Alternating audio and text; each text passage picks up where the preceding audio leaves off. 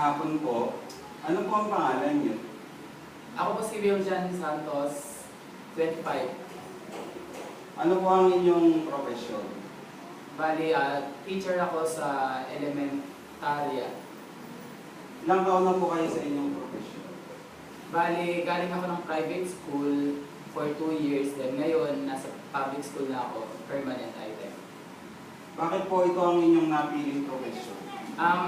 Una sa lahat, mahilig ako sa bata. Gusto ko yung natututo yung mga maliliit na bata mula sa simple hanggang sa pinakamahirap. Sapat po ba ang inyong natatanggap na sweldo? Para sa akin kasi ang pagiging teacher, hindi siya tumitingin sa pera. Kailangan mahal mo yung trabaho mo, kahit maliit ang sahod, kailangan gagawin mo pa rin yung the best sa work mo.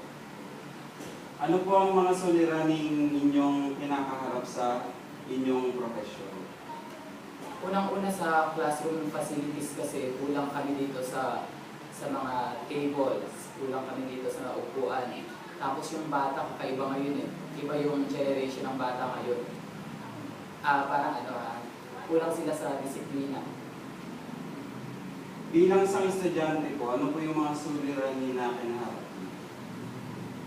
Bilang estudyante ako. Nung estudyante kasi ko, suliranin, pera naman talaga lagi ang suliranin.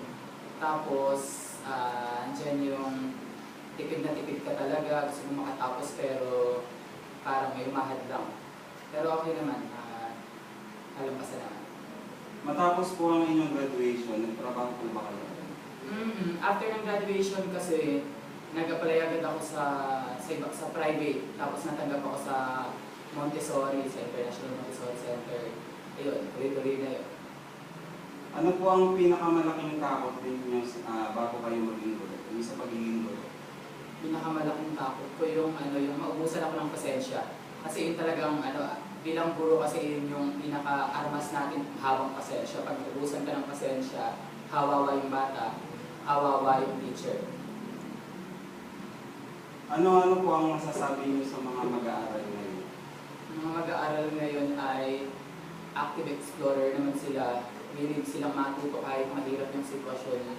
Lalo na dito sa amin sa school, sa classroom ko dito, tsaga-tsaga lang din. Blanco to talaga, as in wala yung classroom ko na to. Nung dumating ako dito, upuan, wala, ventilador, wala. Pero ngayon, okay naman, unti-unti naman nagkakaroon na ng improvement. Ano-ano po ang mga ginagawa ninyo upang disiplinahin ang mga Madami kasing techniques, strategies, pero minsan hindi effective yung strategies mo.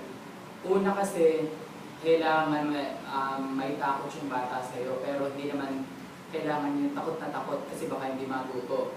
Isa sa strategy ko kasi is pagiging masigla sa klase, may mga games ako, yung mga techniques ko. Pero kapag hindi na talaga kaya hindi ko na kaya disiplinahin yung bata, siyempre mananahimik na lang din ako kaysa makasakit ako ng bata. Ano po ang inyong opinion sa mga guro na nananakit ng mga mag-aaral? Guro na nananakit ng mga mag-aaral. Sabi ko nga, kakaiba yung mga mag-aaral ngayon, yung mga bata ngayon, ang hirap disiplinahin. So hindi rin kasi natin masisisi yung mga guro kung bakit dumadating sa point na gano'n sila na nakakasakit. Pero lagi natin tandaan na nasa atin kasi yung susi ng bata para magtagumpay sila. Kung mananakit tayo, parang labag naman sa profesyon na sinumpaan natin yun. Ano-ano po ang mga paraan na inyong ginagamit sa pagtuturo? Gumagamit po ba kayo ng mga makabalong Laptop, nandiyan ako lagi sa laptop. Speaker, may speaker ako. Music, yun kasi gusto ng bata. Games, may mga games din kami dito. Reward, may mga reward box ako dito. Nasa kabilang reward box. Ano po ang pagkakaiba ng pagtuturo sa private at sa public school?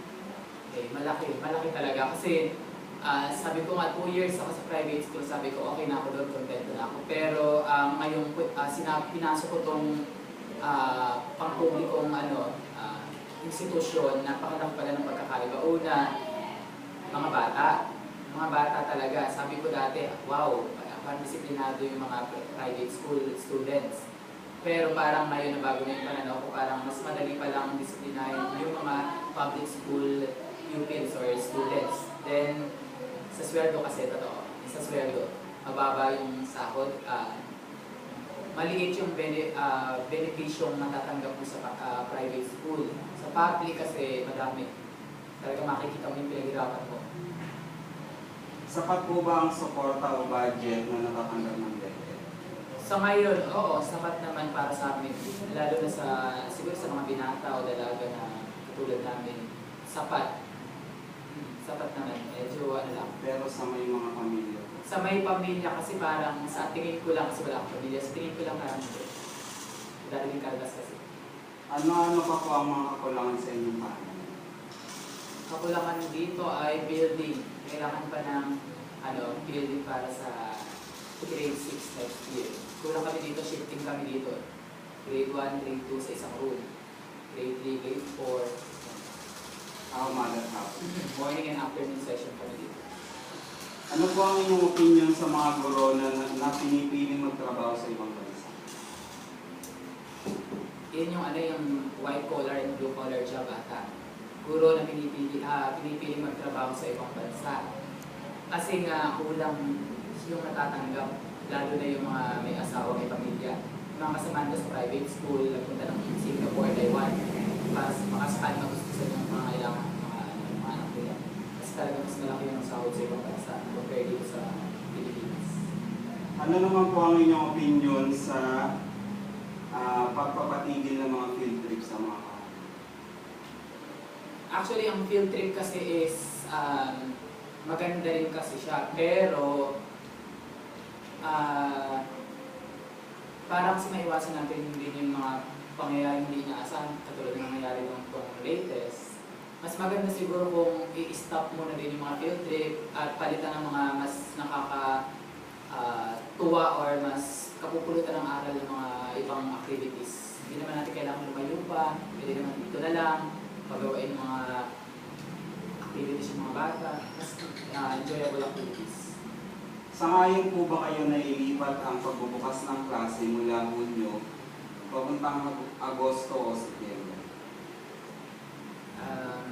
Matagal na kasing yan matagal na ang pamahalaan na ilipat daw ng September yung pagpasok, yung pasukan.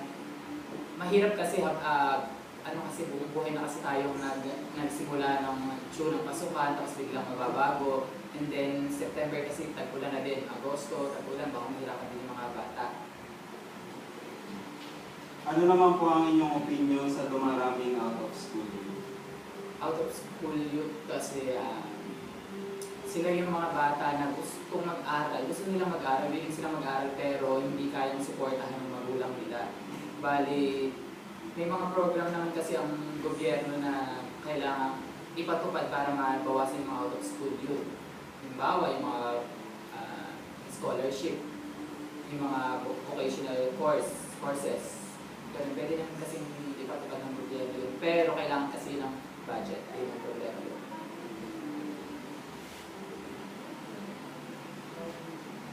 Bakit po ninyo piniling maging guro sa elementarya imbis na sa high school o college?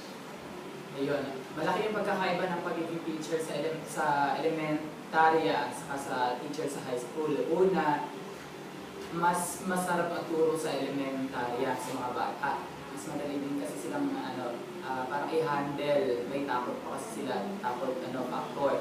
Sa high school naman, masarap din magturo, pero may mga kabataan kasi ngayon na nandyan yung sumasagot sa teacher, kasi iba na nga yung panahon ngayon. Tapos, ayun, masayang maging guro ng sa elementarya. Mas masaya. Ano naman po ang inyong masasabi tungkol sa K-12 program? Actually, K-12 kami dito, ang grade 1 to 3. Ngayon, ako kasi ang may handle ng grade 3 class. Naninibago din kasi ako sa K-12 mula sa private school na intermediate ang hawak ko doon, 4, 5, 6. Ngayon, nasa pa ako sa K-12, nabigla din ako. Pero nung na-research ko siya, napag-aralan ko yung K-12, maganda siya. Talagang malaking tulong sa mga bata na mas makaunlad, maging na-challenge sa kanila yung pagiging member o bahagi ng K-12 curriculum. Hindi niyo po ba pinagsisisihan na maging guro? Hindi naman. Masaya ako kung ano ko ngayon magiging guro. Masaya ako. Kahit yung sabi ko nga, minsan tapos yung pera kasi tumutulong sa mga kapatid, sa magulang. Pero mahal ko yung trabaho ko, mahal ko yung mga bata. Yun ang mahalaga sa akin. Ano po ang inyong maibibigay na payo sa mga mag-aaral na nais maging guro? Yun, yung mga mag-aaral na gustong kumuha ng kurso ng pagiging guro o yung mga nag-aaral na ngayon na malapit nang magtapos, isa sa payo ko ay mahalin nyo yung trabaho nyo. Kahit estudyante pa lang kayo, hanggang sa maging guro kayo, kailangan nandun yung puso ninyo. Kasi kung hindi nyo mahal ang course nyo, hindi rin kayo mamahalin ng mga bata na tuturuan nyo sa future. Dahil nakasimple, mahal mo ang trabaho mo, mamahalin ka ng mga bata. Sa inyong pong opinion, ano po ang kahalagahan ng mga guro sa ating dito? Sabi nga nila, ang pagiging guro, ang pinaka-special na profesyon.